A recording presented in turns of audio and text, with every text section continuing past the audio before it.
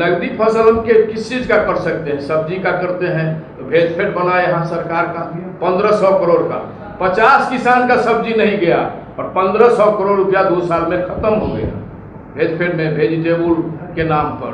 कहीं नहीं बना आइसरूम, कहीं नहीं बना उसका जो अमोनिया आधारित जो ठंडा करके सब्जी हम बेच सकते थे बाहर। कि हम तो बिहार के लोग हैं, मुर्गिए खा जाते हैं तो अंडा खाने का सवाल कहाँ उठता है? नीतीश जी ने कहा था कि हमारा लक्ष्य है कि हर हिंदुस्तानी की थाली में एक बिहारी व्यंजन जरूर है। तो क्या आपको लगता है कि मतलब उस प्रक्रिया में उन लोगों ने कोई कार्य किया या सफलता प्राप्त की? कौन सा बिहारी व्यंजन है जो जाता है बिहार के थाली में? बताइए आप ही लोग। हमारे नॉलेज में तो कोई ऐसा नहीं है। कोई केला का सब्जी, मकई का रोटी, गाय का दूध, भैंसी का दूध, हम तो जोर है कि बकरी का दूध भी चले। और ये बताया ना, जो व्यवस्था जो की गई वो सरकार द्वारा, उनके अधिकारियों द्वारा लूट मार करके उस राशि का गबन कर लिया गया, खत्म कर दिया गया। जब तक यहाँ जो सब्जी उत्पादक लोग हैं, सब्जी को दिल्ली ले जाने का संसाधन सरकार की तरफ से नहीं मिलेगा। ट्रेन के माध्यम से, ट्रेन में ऐसे रूम बना के। एक तरफ सर कह रहे हैं कि अमूल और अन्य कंपनियां बिहार में आई तो बिहार के किसानों से ही तो दूध खरीद वो लोग पैकेजिंग कर रहा है। तो बिहार के किसानों को तो फायदा हो रहा है कि 1-2 रुपए लीटर उनके आने से अधिक एक आइटम न हुआ। मैं एक ही आइटम की बात कर रहा हूँ। अमूल किस गांव से दूध खरीदता है उसको हमको बता दीजिए। कहीं नहीं खरीदता। वो पाउडर मिल्क लाते हैं, पाउडर के फॉर्म में हमारे यहाँ घोलते हैं, हमारे यहाँ पैक करते हैं और हमारे यहाँ बेचते हैं। कहीं किसान का नहीं खरीदते हैं, कहीं नहीं खरीदते हैं। हम लोग के गाँव में भी कोई काउंटर। उनका टोटल प्रचार वो सहकारिता मंत्रालय भारत सरकार करता है। हमारे आपको कैटना मॉडर्नाइजेशन किए डेयरियों को, जो 1987 में बना वही डेयरी आज भी है। अमूल ने चालू किया था तो बेगूसराय के किसानों से उनकी वार्ता हुई थी और वहां से खरीद बिक्री चालू। कहीं बेगूसराय में चालू नहीं है अमूल का, आप पता कर लीजिए। वीरेंद्र जी, मदर डेयरी अलग है। मदर डेयरी अलग है। मदर डेयरी इनके मोतिहारी में राधा मोहन सिंह का प्राइवेट लिमिटेड कंपनी है जो फ्रेंचाइजी चलाते हैं। वो नेशनल डेयरी डेवलपमेंट बोर्ड के अंदर से है। हाँ, वो है। सबसे बड़ा सवाल ये है कि बिहार के किसान गरीब हो रहे हैं, जैसा आपने कहा, यहाँ से बिचौलिए खरीद के ले जा रहे हैं।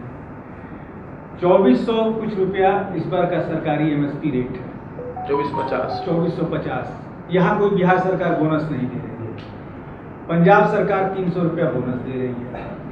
2450 में ही नहीं खरीद रहे हैं, वो करीब 2700 रुपया दे रहे हैं। तो ये बीच के धंधे में कौन कौन से लोग शामिल? इसमें सहकारिता विभाग का टोटल ऊपर से नीचे तक लोग शामिल हैं।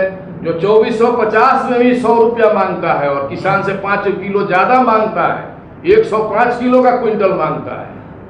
मैं सहकारिता में भी रहा, पैक्स का अध्यक्ष रहा, व्यापार मंडल का अध्यक्ष रहा, बैंक का मुजफ्फरपुर सेंट्रल कोऑपरेटिव का उपाध्यक्ष रहा और 35 साल में सुधा में लगा रहा। एक सवाल और है, आपने झारखंड और बिहार की बात की कि भाई यहाँ से हटा दो सुधा को और ये सब दूध अमूल का बिके, दूसरा बिके। लेकिन राजस्थान सरकार ने एक निर्णय लिया पिछली बार भाजपा के आने से पहले कि भाई हमारे यहाँ पहले हमारा प्रोडक्शन का दूध बिकेगा, उसके बाद बाहर वाले आके यहाँ दूध बिकेगा। क्या नीतीश कुमार ऐसा नहीं कर सकते थे अपने? करना चाहिए इनको, लेकिन नहीं करेंगे ना। वो मोदी और शाह जी के दबाव में, अमित शाह जी के दबाव में, उनके मर्जी पर है ये। एक नहीं किया, कर्नाटक के किसानों ने अभी किया MP चुनाव के समय। नंदिनी का जो दूध था उसने लड़ाई, वहाँ के किसान सड़क पर आए और अमूल को रोका गया। सरकार ने ऑर्डिनेंस किया, रात में बैठ के विधानसभा खोली और निर्णय लिया कि नहीं, नंदिनी का दूध ही बिकेगा, अमूल पर रोक लगाया जाए। बिहार में भी ऐसा हो सकता है और बिहार में एक दूध का उद्योग छोड़ के कोई नहीं चल रहा है। एक सहकारिता चल रही है तो दूध का सहकारिता चल रहा है, जिसको भी बंद करने की साजिश। एक सवाल अमित जी से मेरा रहेगा। अमित जी, बिहार भाजपा जो है, बिहार के बाहर जो प्रवासी रह रहे हैं उनसे लगातार संपर्क कर रही है, उनको अपनी विचारधारा से प्रभावित करने का प्रयास कर रही है। जन स्वराज भी ऐसा ही कुछ कर रही है, तो मतलब क्या डिफरेंसेस क्या रह गया? देखिए, बिहार की भाजपा की जो सरकार है 20 वर्षों से सत्ता में। हम तो चाहते हैं कि वो मजदूरों के पास जाएं और प्रवासी बिहारियों के पास जाएं और पहले काम गिनाएं। उनको तो खुद में भाजपा की टीम को सोचना चाहिए। अगर उन्होंने पिछले 20 वर्षों में बिहार में काम किया होता तो आज 3 करोड़ अप्रवासी मजदूर रजिस्टर्ड जो हैं और अनरजिस्टर्ड के तौर पे ये संख्या दुगनी हो सकती है। और मैंने शुरू में ही कहा कि इनकी आय, मासिक आय 10,000 से कम है। ये जो मजदूर रजिस्टर्ड हैं, इनकी मासिक आय का भी डेटा है सरकार के पास, उनकी मासिक आय 10,000 से कम। तो भाजपा अगर जा रही है तो सबसे पहले उन मजदूरों को ये बताना चाहिए कि आखिर उनकी वह दुर्दशा क्यों है। हम तो जा रहे हैं इस बात के साथ जा रहे हैं कि आपकी दुर्दशा किन लोगों की वजह से है, और उन लोगों की वजह से है जो पिछले 3-4 दशकों से बिहार में सत्ता में है। तो सत्ता पक्ष यदि जा रहा है तो वो आखिर किसको दोष देंगे? लालू जी के जंगल राज को दोष दे करके वो लोग कितने दिन तक बिहारियों को ठगेंगे, बिहार के मजदूरों को बेवकूफ़ बनाएंगे? लालू जी के जंगल राज के नाम पर 20 साल तो राज किया उन्होंने, अब अपनी उपलब्धि भी बतानी चाहिए। मजदूरों के लिए उन्होंने क्या व्यवस्था यहाँ बनाई है, या ठीक है अप्रवासी ही मजदूर हैं, अप्रवासी मजदूर के लिए उन्होंने क्या बेहतर कर दिया? चलिए आपने बिहार में रोजगार नहीं दिया, लेकिन अप्रवासी मजदूर के लिए आपने क्या किया? क्या उनके लिए कोई बीमा पॉलिसी आप लेकर के आए? क्या उनके लिए कोई ग्रुप इंश्योरेंस लेकर आया? आप करते क्या है? Special train. इनकी जो नीति बन रही है कि ये छठ पूजा, दुर्गा पूजा में चलाएंगे स्पेशल ट्रेन, देंगे सात्विक भोजन, और भारत या सरकार या बिहार की सरकार का गुणगान करेंगे। तो ये स्पेशल ट्रेन देना और सात्विक भोजन कराना, ये उनकी मूलभूत ज़रूरत तो है नहीं। उनकी मूलभूत ज़रूरत है बिहार में रोजगार, या मान लीजिए जब तक आप रोजगार नहीं दे रहे हैं तो उनकी बेहतर जीवन के लिए, उनके बेहतर जीवन यापन की व्यवस्था के लिए, या उनके बच्चों की बेहतर शिक्षा के लिए भी कुछ किया होता। बिहार की सारी यूनिवर्सिटीज़ की क्या हालत है? मैंने कहा शिक्षा के लिए बहुत बड़ा पलायन होता है।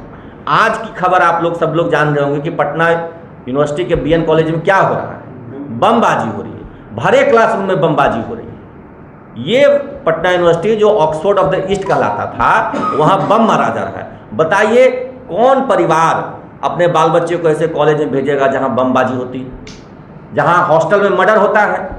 कुछ दिन पहले सैदपुर हॉस्टल में मर्डर हुआ है। तो ये स्थिति बना दी। जब पटना के यूनिवर्सिटी की हालत है, जो पटना का एकदम सेंट्रल लोकेटेड यूनिवर्सिटी है, तो दूर दराज में जो यूनिवर्सिटी है, मधेपुरा में, पूर्णिया में, भागलपुर में जो यूनिवर्सिटी, उनकी क्या हालत हो? तो शिक्षा की इन्होंने दुर्गति कर दी, उस वजह से पलायन है। बताएं ना छात्रों को क्यों यहाँ से मैट्रिक इंटर के बाद जाना पड़ता है दूसरे राज्य में पढ़ने के लिए? वो बताएं। हम तो चाहते हैं वो अपना प्रोग्राम चलाएं, और हम तो मजदूरों से संपर्क कर रहे हैं, उनसे भी हम लोग अलग अलग शहरों में संपर्क स्थापित कर रहे हैं, व्हाट्सएप ग्रुप बनाए जा रहे हैं। हमारे कुछ जो वॉलंटियर्स हैं वहाँ, हमारे जो जनसुराजी हैं, वो उनसे संपर्क कर रहे हैं। उनसे पहले ट्रेनिंग उनको दी जा रही सवाल पूछने की, कि जब कोई भाजपा जदयू का कार्यकर्ता नेता आपसे संपर्क करे तो उससे पूछिए कि 20 साल में आपने क्या किया, आपने क्या किया जो आज भी हम अपने घर लौट नहीं पा रहे हैं। हम इसी नरकीय जीवन को भोगने के लिए बेबस हैं, अपने घर परिवार, पत्नी, बच्चे, माँ बाप से दूर मजदूरी करने के लिए बेबस हैं।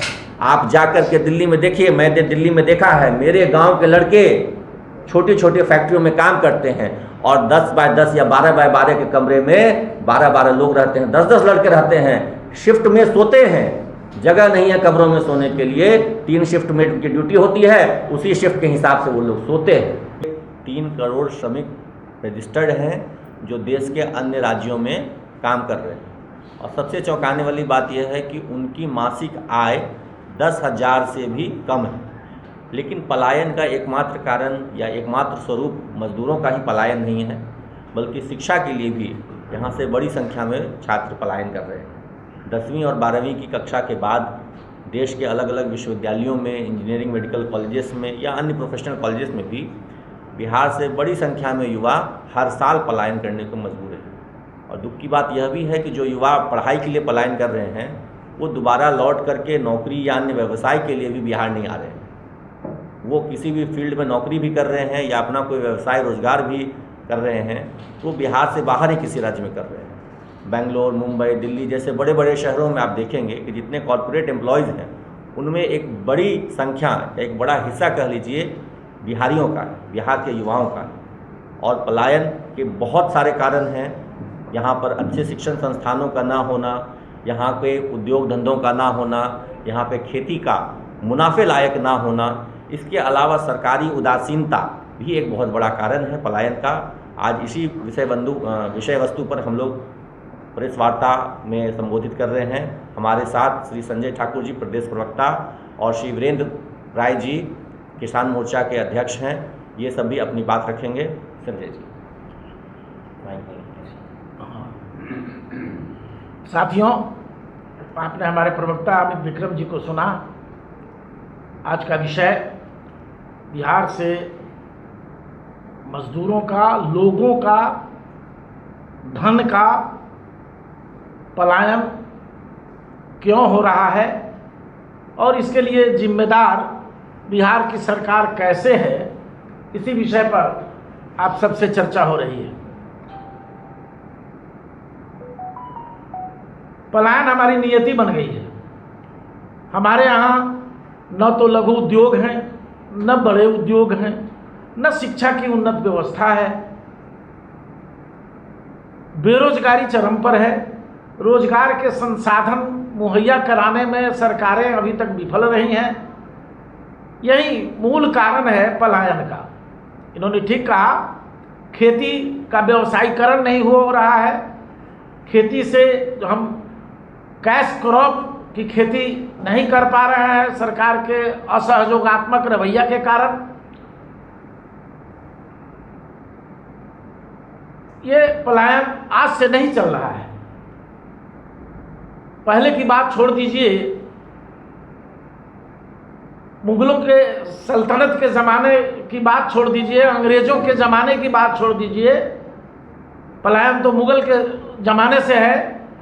लेकिन जब हम आज़ाद हिंदुस्तान हुए और हमारी अपनी सरकार बनी, कांग्रेस की हुकूमत रही, उसने भी हमारे विकास, बिहार के विकास के लिए दोहरा मापदंड अपनाया और यह मानकर कि बिहार मजदूरी करने वाला ही प्रांत है, यहाँ अगर हम विकास करेंगे, यहाँ अगर हम औद्योगिकरण करेंगे, यहाँ अगर हम लघु उद्योगों को प्रोत्साहित करेंगे, तो देश के दूसरे हिस्सों में जो मजदूरों की आवश्यकता है कारखानों के लिए, खेती के कार्यों के लिए, अन्य कार्यों के लिए, उसका अभाव हो जाएगा। तो एक षड्यंत्र के रूप में उसने हमारे विकास को अवरुद्ध किया। फिर 15 साल तक लालू यादव, राबड़ी देवी जी की सरकार रही और 20 वर्षों से भारतीय जनता पार्टी, नीतीश कुमार गठजोड़ की सरकार है। इन सरकारों ने उसी नियम को आगे बढ़ाते रहा, काम करता रहा। आपने देखा होगा हाल ही के दिन में 23 या 24 तारीख को प्रधानमंत्री जी आए थे और उन्होंने ट्रेन का उद्घाटन किया और कहा कि बिहार के मजदूरों को जाने के लिए, यहाँ से आने जाने के लिए बड़ी अच्छी सुविधा अब हो गई है। मतलब प्रधानमंत्री नरेंद्र मोदी जी की भी नीयत यही है कि बिहार मजदूर सप्लाई करने वाला राज्य बना रहे। ऐसी स्थिति में बिहार का कायाकल्प होना कितना दुरूह है। इसीलिए हमारे नेता आदरणीय प्रशांत किशोर जी बार बार कहते हैं कि शिक्षा ही वो एक कुंजी है जिससे हम गरीबी से भी बाहर निकल सकते हैं, बेरोजगारी से भी बाहर निकल सकते हैं। आदरणीय प्रशांत किशोर जी ने स्पष्ट किया है, हमारे जन सुराज की कार्य योजना में शामिल है कि हमारी जब हुकूमत काबिज होगी, हम तमाम बेरोजगार नौजवानों को, बेरोजगार लोगों को रोजी रोटी के लिए संसाधन मुहैया कराएंगे और जो लोग पलायन करके दूसरे प्रदेशों में रोजी रोटी के लिए गए हुए हैं, उन्हें वापस बुलाकर 1 वर्ष के अंदर अंदर यहाँ रोजगार का मौका मैसर कराएंगे।